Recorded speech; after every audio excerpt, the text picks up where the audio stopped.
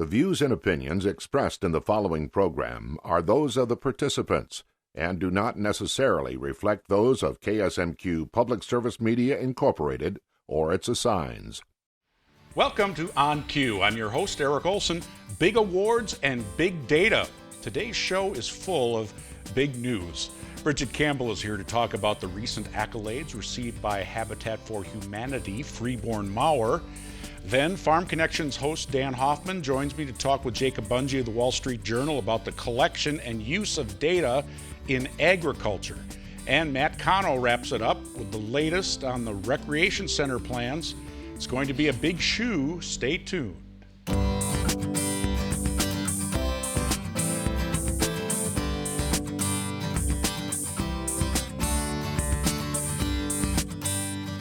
From KSMQ Television in Austin, this is On Cue, connecting interesting issues and interesting people.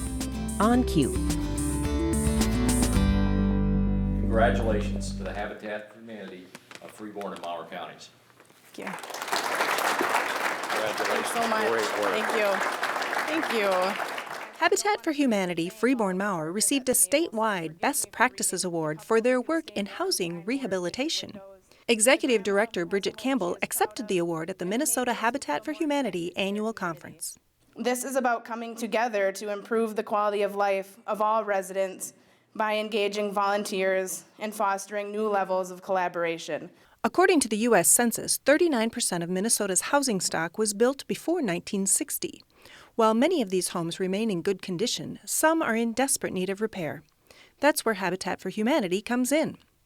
Habitat for Humanity of Minnesota is made up of 32 affiliates around the state, and the Freeborn Mower affiliate was recognized for their exceptional work, particularly in the area of building partnerships. What we see in the Mower County affiliate is some really excellent work cooperating and collaborating and partnering with other organizations in the community to do the really important work of repairing homes that are falling into disrepair. But this particular affiliate has worked with other organizations in their community to develop a collaborative process towards identifying which homes need this kind of repair and working with those homeowners to get that project done.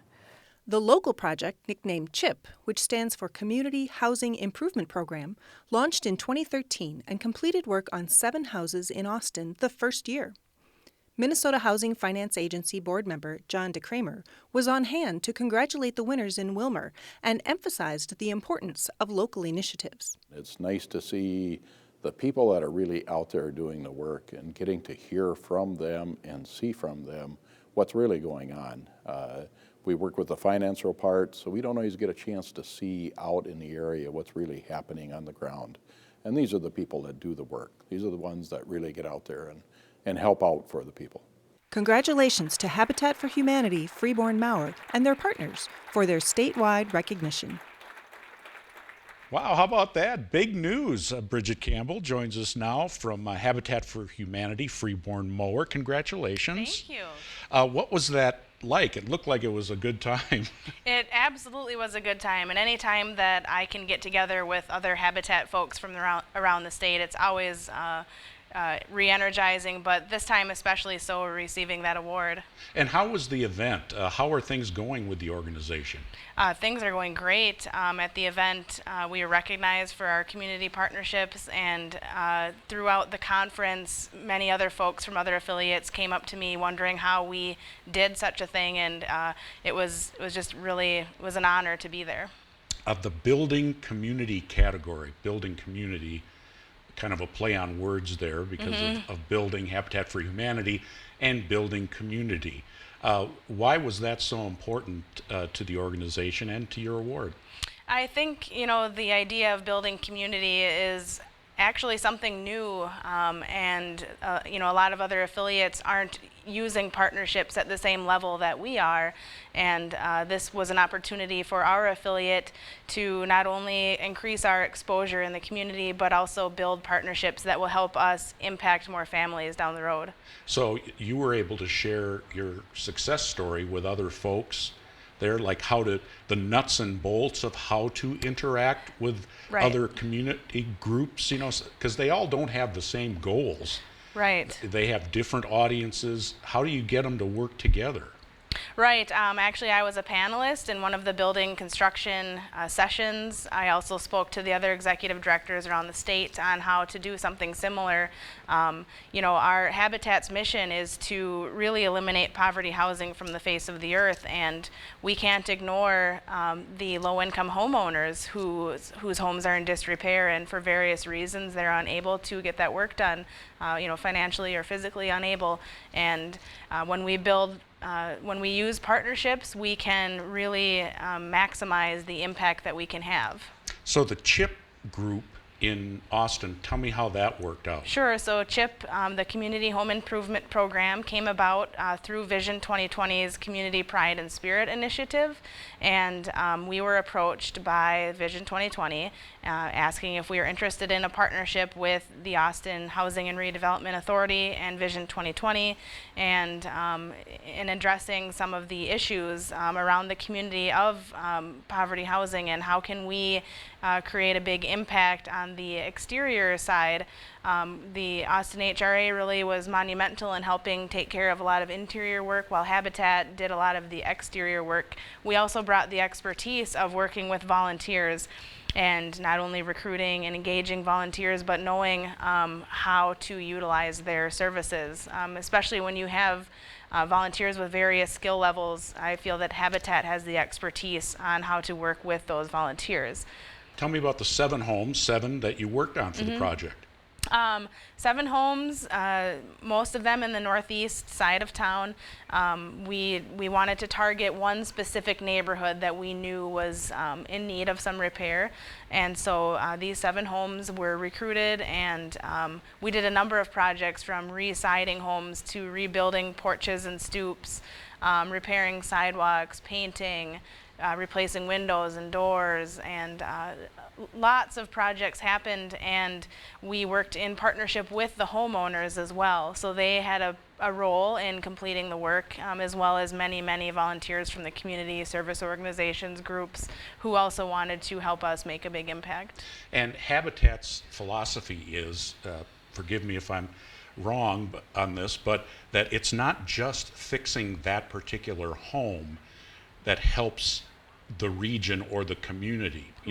It's great for the homeowner and for the volunteers who are helping, but there's hopefully a larger part that goes along with that. Right, so we want to increase neighborhood pride, and so we heard firsthand accounts of neighbors of these 7 homeowners who felt an increase in their neighborhood pride, seeing all of the volunteers working in their neighborhood to improve a home. By engaging community volunteers, we're also increasing their pride in their community as a whole, and we're connecting homeowners and volunteers with other resources in the community.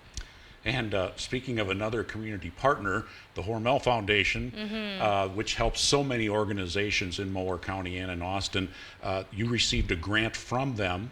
How will those funds be utilized? Well, we're very honored that the Hormel Foundation believes in what we're doing, and we are utilizing their funds to hire a community development coordinator. This person actually starts with us this coming week, and he will oversee the CHIP program as well as our A Brush with Kindness program, and just help us build those partnerships throughout the community.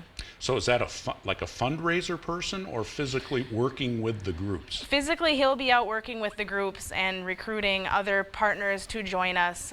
We strongly feel that poverty housing is a problem, but not one that we can tackle on our own as one organization. So we're really excited to, develop more partnerships and get more people into the fold of CHIP. That's largely what this person will be doing. Well, and I know from the discussions I've had with the Vision 2020 folks that your partnership with CHIP is like a shining star. It's like one of the first ones out of the gate, really, that has really been a success. Well, and neighborhood revitalization is a Habitat initiative, and so CHIP just really fit in well with Habitat's mission and vision, and neighborhood revitalization is something we want to really take by the reins and go with. And other folks in the community, do you take volunteers just to be part of your organization, or only on the days when you're doing work. Can people year-round be involved with Habitat? Absolutely, yes. We're always recruiting volunteers, and some people aren't comfortable swinging a hammer, but we have many, many, many ways, 101 ways that people can volunteer with Habitat. Or if they're just specifically interested in helping with CHIP, that's fine too, but all volunteers get registered through Habitat. Do you want to send them to the website, or if someone's in Albert Lee or Austin, do you want them stopping in? Sure. Well, I mean, our website is always a great avenue. It's habitatfreebornmower.org, or email is fine, or stop in, or call, or we're readily available in many, many ways. Yeah, you're in Austin. We are. The business Right, office is. our office is in Austin. Okay. Wonderful. Well, thank you so much, Bridget, Yeah. and congratulations for the award, bringing home the hardware. That's right. Thank you. Brigitte Campbell, Executive Director, Habitat for Humanity Freeborn, Mower. Well, stay with us. Dan Hoffman joins me next as we visit with Jacob Bunge from the Wall Street Journal.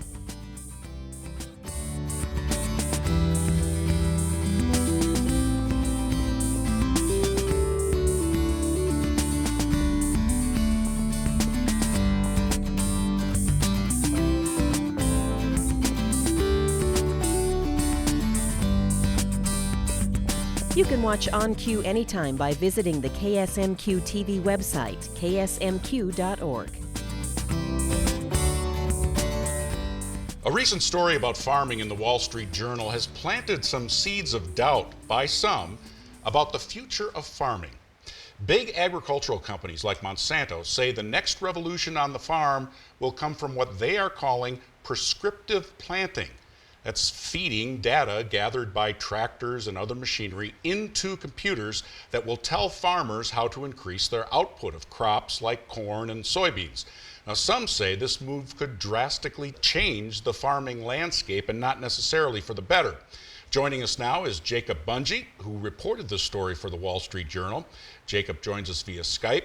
Here in the studio with me is Dan Hoffman, host of KSMQ's Farm Connection and Executive Director of the Minnesota Agriculture and Rural Leadership Organization. Thank you both for joining us. And I want to start just a little bit, Jacob, with talking about, we have very limited, obviously, knowledge of farming, most folks. We know about food by what we get on the table or what we see in the store. A couple of years ago, I did stories with farmers and was amazed to see GPS units inside of tractors and automated equipment, and actually some of the tractors where they were automated even in the field, and they were collecting all this data. That's one wave of technology, but what you're reporting about in your story is something quite different, kind of the next generation of farming technology. What are you talking about here? Well, it's kind of related to what you described, and the case is, as you say, that farmers have been adopting different sorts of technology over the past 10, 15, and 20 years that have gone some of the way towards automating what they do. And when you talk about things like the GPS navigation systems and things like the iPads and the tractor cabs that help to control various systems, all of that not only helps to direct the planting and do it in smarter ways, but it also can log and collect information in a far more detailed way than the farmers had been doing in the past. And so that's everything from crop yields to different things that they can discern about the soil, the dates that they're out there, things like that. And so now that they've been using some of this more high-tech equipment for a number of years, they're amassing piles of information that's collected by using these different tools. And some of these companies now, seed companies, like you mentioned, and software companies and others want to start digging into those piles of information and seeing if they can come up with ways to do things smarter and more efficiently, and at the end of the day, potentially increase the farmer's revenue by boosting the yields. So what's the rub there? Why are some farmers and others concerned about this technology? Well, I think it comes from, partly just the sense that it's a new thing that they're having to get their heads around. the companies aren't obviously doing this for charity. This is a business for them, and everyone understands that. Everybody is in their own business, whether it's a farmer or, Monsanto or Pioneer or anybody else. But I think the challenge that people have is understanding the value of the data and making sure that they feel as though they're getting a fair deal for it, because everyone understands that, if Monsanto is going to roll out a technology system that's going to help, such and such farmer get additional 10 bushels of corn off a particular field per acre, that Monsanto needs to get something out of it as well. The question is, what's fair? And beyond that, what's the proper way to manage and sort of be a steward of the data? Because obviously people have a problem with the idea that their information could be looked at by somebody else, like a neighbor that might offer to rent the field at a higher payment or something, or if commodity traders could get it and move the market around in ways that could disadvantage the farmers. I mean, all those things are concerns because this is a new area for a lot of people to, think about. Jacob, while some people look at it as a great opportunity, others might look at it as a big corporation or big brother gathering information that can be used against them. Who actually owns the data and the information? Well, that's a question that everyone's trying to figure out right now, and there's going to be a series of meetings. I think they're getting together next month in Kansas City. They're going to have a discussion with the Farm Bureau with some of the big companies like Monsanto and DuPont and try to sort of figure out an industry answer to that question. And if you were to ask any of these companies today who owns the data, the question or the answer is always the farmer, but there's a lot of shades of gray in there in terms of, if they collect the data, if they put it all together into a big database and strip out any of the details identifying particular farms or farmers, and if they then pull out different types of information from that database, is that still the property of the farmer? Or, if you take out the identifying details, does it no longer become theirs? And are farmers able to pull their data out of the big database if they want to, say, go from Monsanto to Pioneer or to some other company? Are they able to get their information back? And so help me understand. I'm going to step back as just the average Joe here. What if you have farmer A and farmer B and they're next to each other out in a field? How could the information that farmer A collects, how could that negatively impact him or her? Just hypothetically here, can you help unpack that for us? Well, there's some people who have the concern that if they're giving over intimate details of their operations that has to do with, this field produced, such and such many bushels of acres of corn, and this is how I did it by applying, this much fertilizer at this time of year and, managing it in different ways, that could, if that was looked at by somebody else, a competitor, whether that's a neighbor, down the street, or if that's somebody else altogether, that, they could say, well, I think I can do that more efficiently, and I'll offer to rent the land at this price. Jacob, when the machinery rolls off the assembly lines, sometimes they have a modem in them and they are communicating before they're actually purchased. How can a farmer protect himself or herself when they take possession of that equipment that is not already communicating information they don't want communicated? We have a company that just spent $250 million on a company that monitors climate. Those companies can actually determine the yield potential based on a certain acre and a soil type. Could this be a market maker and affect the farmers negatively? How do they do this? Well, the machinery companies like John Deere, for instance, is making a big push in this direction to become a sort of thoroughfare for the farmers' information and, collect it in a kind of digital warehouse and then provide access, if the farmer allows it, to potentially companies like Pioneer, or Dow is another one that's working with John Deere.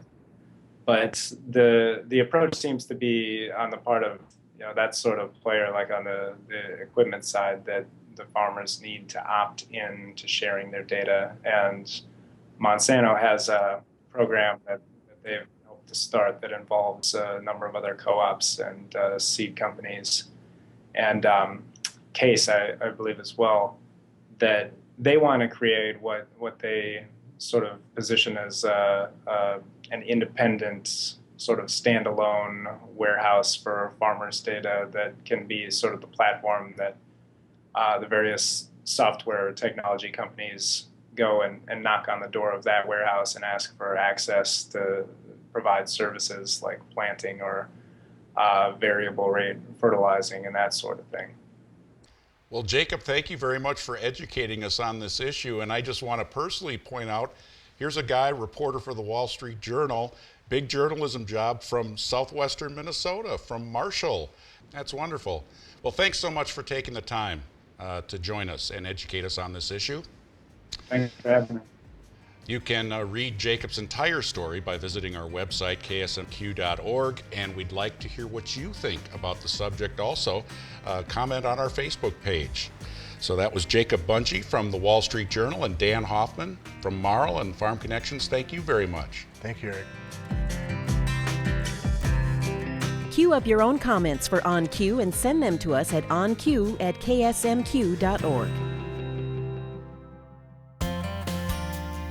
On Cue's Vision 2020 segment is brought to you by Hormel Foundation, Games People Play, and Turtle Creek Estates. And welcome back. Time now for our Vision 2020 update. With us today, Matt Cano from the Community Recreation Center joins us again. Welcome.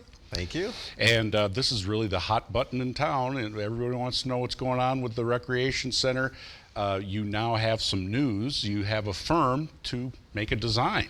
We do. We've made it to the next step, and we actually had an opportunity to bring in 4 architectural firms, and they interviewed, and we did select BWBR to move forward with the next step on the design process. Now those letters, that I'm sure it stands for something, but it's a firm out of the cities, out of St. Paul. They're out of St. Paul.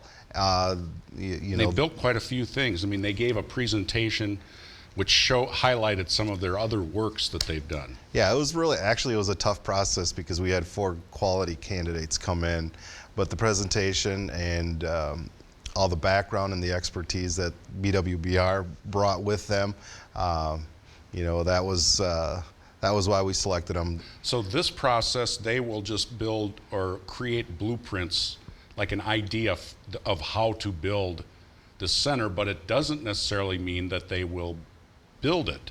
That's like a separate whole process again. Yeah, we'll call that phase 2. Phase 1 is just getting the design.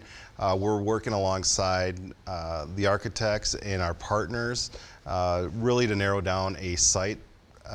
We hope to get a few schematics and then be able to choose a site from that. And then from there we'll go into phase 2 after we find a site and a design that we like, and that all the partners that can fit all of the programming that we're looking for, that the community needs have asked for.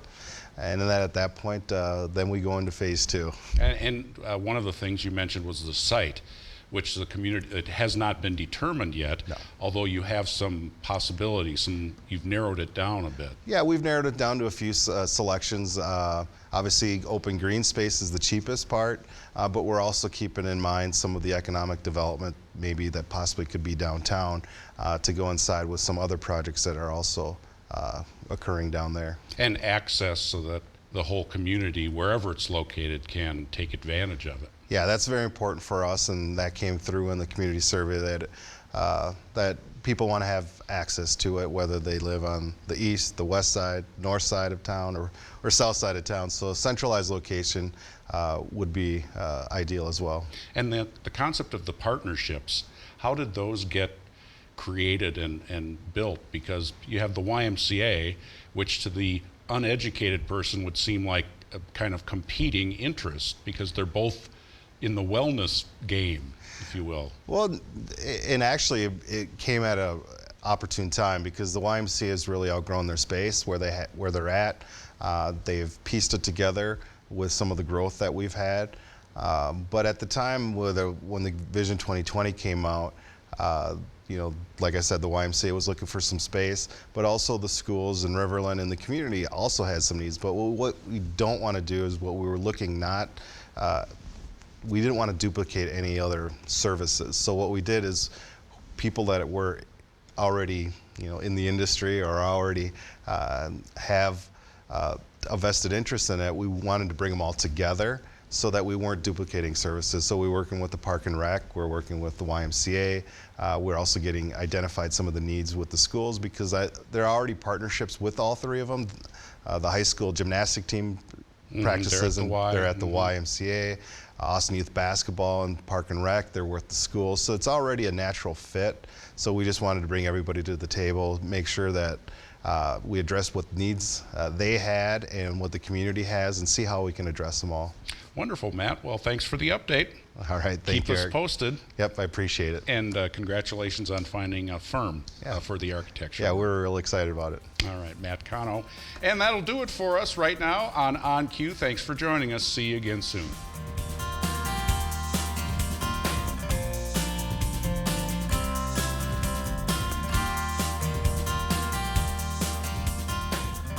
On Cue is a production of KSMQ Television in Austin, nonprofit public television.